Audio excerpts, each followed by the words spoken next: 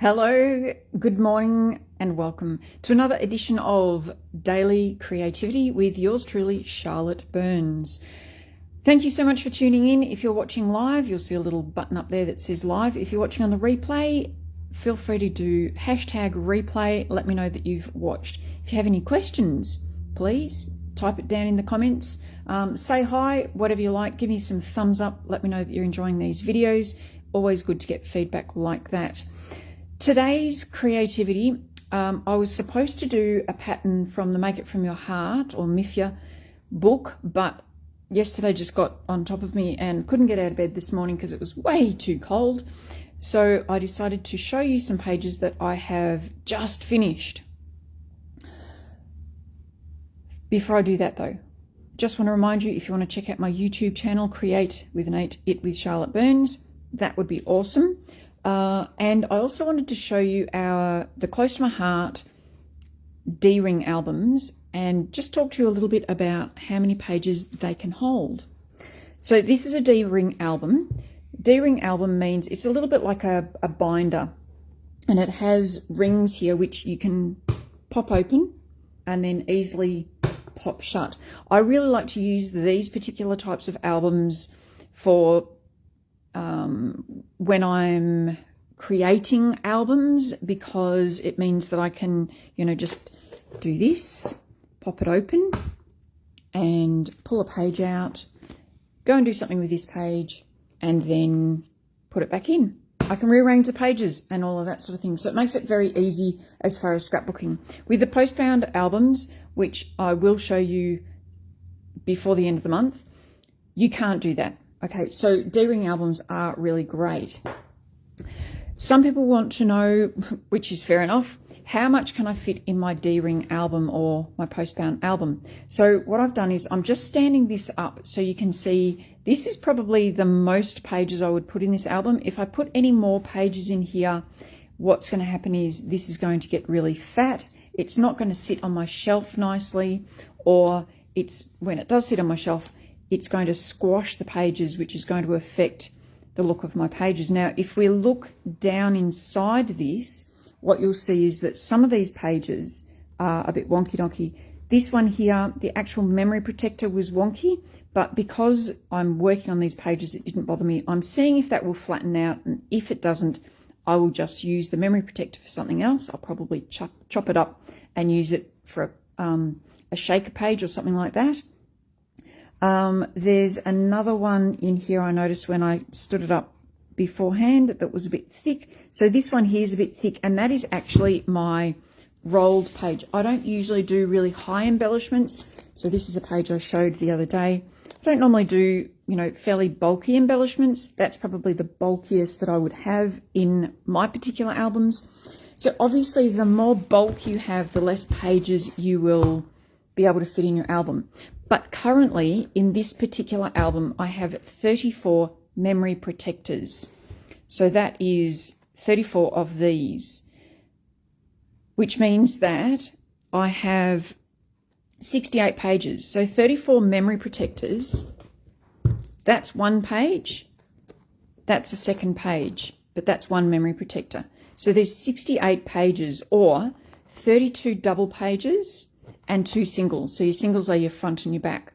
But what I do need to let you know is that most of these pages in this album only have two sheets of cardstock in them, because this is my album that I'm building. So I've pulled everything out of my old yucky magnetic albums and I've put them in here just so that I can quickly flip through and find pages that I want to decorate. So there's really only 2 pieces of cardstock. Now I know Laura Beecham does her scrapbooking front and back of 1 sheet of white cardstock, so you will fit more pages into an album if you do that. I, however, don't do it like that, which is fine, each to their own. One system is not correct or incorrect, better or worse, it's whatever works for you. Works for me to have 2 pieces in each, and that's how I work. So currently this has, as I said, 34 memory protectors.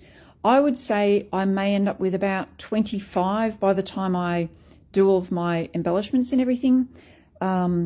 So you can, I would say probably between 25 to 30 in a D-ring album. So that's your D-ring album. Now what I wanted to share with you today was, I'm going to flick over to it, these pages here. So let me just open this right up. All right, so these are pages from a long, long time ago. And what I did, thankfully, when I was younger, I actually took photos, excuse me, took photos of my workplace. I was a veterinary nurse. It's taken me many years to be able to say the word veterinary. I can remember, and I've actually written it down, that here, Sherbrooke Veterinary Clinic, veterinary, spelt V-E-T-N-R-Y clinic. I never could pronounce it properly. So these little sections here are journaling sections because I feel it's important that one day either I will look back when I have Alzheimer's and I can't remember anything, and these will be fun memories for me. I've done quite a bit of journaling, and you can see what I've done is I've actually printed it out on the printer and then I've stuck it to the pages. So that's one thing I wanted to point out with these pages. The other thing was that I had these extra photos that, again, I didn't want to spread onto more pages, but I also wanted to allow lots of room for journaling. So I've used this great pocket thing where I can fit 3 horizontal photos on either side. So I've done 2 photos here with journaling, and then on this side I had journaling. I did a photo and some decorations. Now this photo here, again, I wasn't sure what to put here because I'd run out of photos.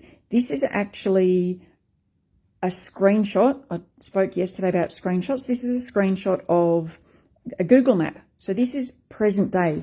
These particular photos were taken back somewhere around 1995, 94, 95. And this is a screenshot from 2022, just to show the then and now, which I thought was a bit of fun. The other thing I wanted to show with these pages was this design here. It's really, really simple. You can see I haven't used much pattern paper. I've really only used the photos and the journaling to decorate this, but I've added a little bit. So this pattern here is what I'm going to show you today, how to create. I'm going to take that out so you can see the effect of that. So this pattern here, as I said, just a really simple way of adding a little bit of, I was going to say ganache, but that's icing. No, a little bit of something to your page without it being too overwhelming, because I wanted the photos and the journaling to tell the story. I'm actually going to walk you through how to do that. I also wanted to say that when I put these strips onto the paper, I found that I needed something to cover the edge of the strip. And so these pieces here, again, I've shown these before in previous videos, lives, come from the Circles and Patterns Stamp and Thin Cut that is part of the National Scrapbooking Day celebrations during the month of May. So this is a die, and it actually cuts these pieces. So you get 4 of these pieces and then 1 centerpiece. And that is where I got all of the centerpieces for my rain room pages, which I have actually popped into this album here. So these are the centerpieces that were left over from cutting all of these, which I ended up using quite well on this page here. All right. Another tip for you as well when you're scrapbooking is if you have some photos that are a little bit discolored, or they've got a color in it that you maybe don't really want that color to show. So if I had to put these photos onto white, you would have seen that these are quite yellow and green, and I really didn't want that showing up on the photos. So what I've done is I've backed these photos onto green paper. I've made them stand out a little bit with a very small white border, and I'm going to be doing the same on the pages that I show you in just a second. So let me just see what I have done with the photos. Let me just, here they are. Okay. No. So there's the pattern that I was going to do today. Haven't managed to organize that, so hopefully I'll show that tomorrow. Again, these pages are fantastic. This is from the make it from your heart or mithya, and it comes with a pattern and then an example. You can take these out of the album, don't lose them like I've done, and I'm just popping them in there because I've decided that's the photo I'm going to do with that pattern, and it just happened that these photos are going to go well, I think, with that pattern, so that's a bonus for me. Now, the pages that I was going to do, which is great. Pages I was going to, here we go. Yes, of course, I planted these pages in the middle of the pages I was going to do. Of course I did. Pages I'm doing are this one here. So it's got one photo and a party invitation. And again, this is back from 1997. So the beauty of having these on two separate pieces of paper is that I can just pull this out, leaving them in place. So that can stay in there. I now have a blank page, so I know where this has come out from. Pull that one out. And I also want this page here. So I'll pull this one out just so that I can show you that design and how I created it. So this one's coming out as well. Now both pieces want to come out at the same time, which is fine. It's a very busy, these photos are very busy. So I wanted something that was going to match with the photos. It is a party of my first child's birthday reunion with our mother's group. And I also have these photos as well of the same event. The next page goes on to something else. Now, I'm the sort of person that I like to try and keep the theme going. Go that way. Keep the theme going when it's one event. So what I've done is I've decided, because the photos are fairly yellow, and I really don't like the colour of this carpet, I want the other colours in this photo to shine through. I've grabbed some cardstock that is a similar colour to that. So this is our shortbread cardstock. With all the Close to My Heart cardstock, it is double-sided. There's a dark side, which is the true colour, and then a light side. And I'd already looked and thought that's a bit too dark, so I'm going to use the light side of the paper. This is just something shining through my window. I think it's my blocks on my window ledge, actually, giving it a bit of a rainbow. So I'm using this as a background for those. I've grabbed 4 of them because I will be doing the same for these 2 pages as well.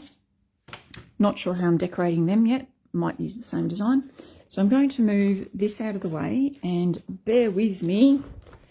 I hope you've been enjoying these videos and learning lots and getting inspired. So in looking at these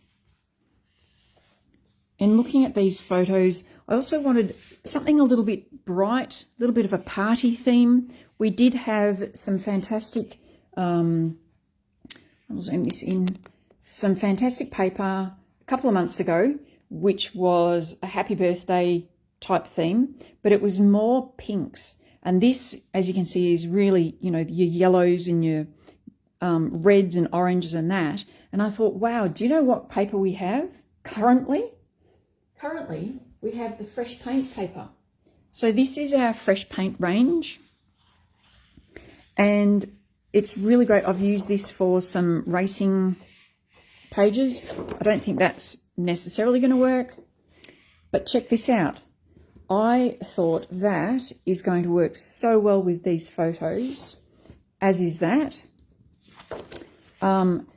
This one will as well, and the blue could work well as well. Okay, so let me show you how to create that design with the sloping pages. I will keep referencing my pages because although I'm a visual learner, my memory is not brilliant. So I'm just going to open my album up to the side so I can check and make sure I'm doing it correctly. Okay, so it does slope in towards the centre of the page. Right, so the first thing you need to do is grab your paper and trim it to 3-inch strips. You only need 2 3-inch strips for this. So I'm going to go 3 inches, and because it's non-directional paper, it doesn't matter. Now, I'm pretty sure that you can only use non-directional paper. but I could be wrong. Okay, so 3 inches and 3 inches. So it's half a sheet of paper. That's all I'm going to use for 2 pages.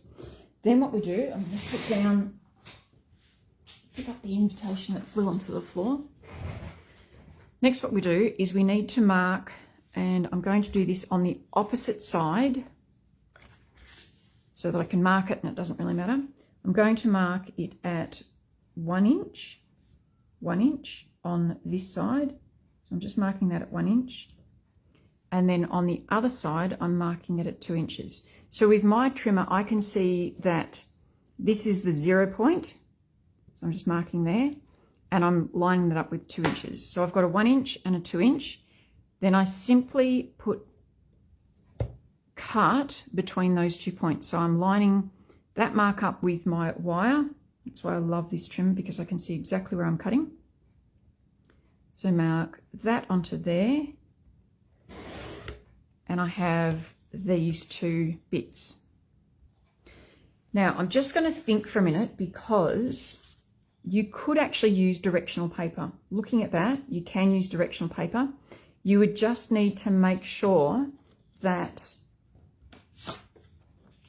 when you're cutting the next one, so this one is cut on that angle, this one would need to be cut on that angle. Okay, I'm going to just check and see if I want to use the love hearts or if I want to use the colours. So that's that one. And that's that one. Or I can do colours. I'm thinking the colours because, yeah, definitely the colours. Yeah, so to me the love hearts are a bit too busy, so I'm just going to do the colours, which means I don't have to worry about the angle as such. Maybe I do. Let's say that I do need to worry about the angle. I think I do need to worry about the angle actually.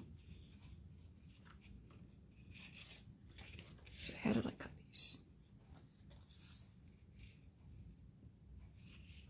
Like that. Okay, so you do need to worry about the angle. So this one I cut, measured 1 inch or 2 inches from that side. So this time I'm measuring 1 inch from this side and marking, and 2 inches from that side. And again, you could always do this on with a ruler. You could do this on your Versamat, whatever you like. Pop that one down, go my 1 inch mark there and my 2 inch mark down here. Make sure that's still on my 1 and 2 inches.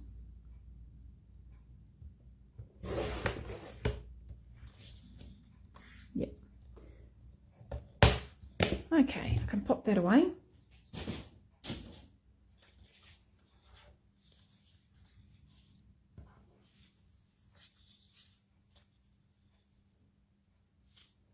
So there we have my 4 pieces. And what I'm going to do is grab out my cardstock base. I'm leaving these stuck to the paper. So these are stuck to the paper because I decided that's how I liked the photos to be laid out. So I'm leaving them stuck to the paper for the moment until I've got everything else stuck down. So here are my 2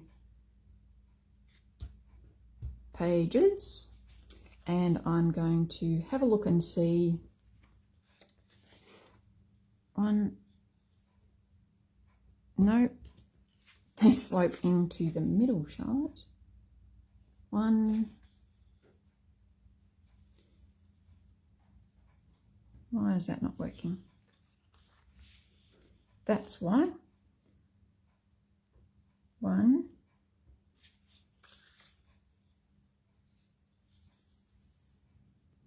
2.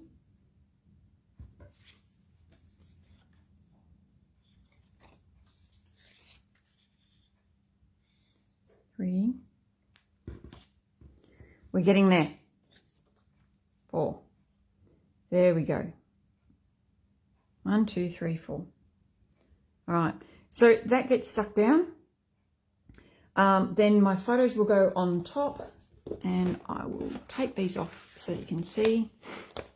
As I've mentioned before, I've actually just tacked them down with just a tiny little bit of tape. And then if I wanted to, I could stick that under there, but I'm not going to. So we go 1,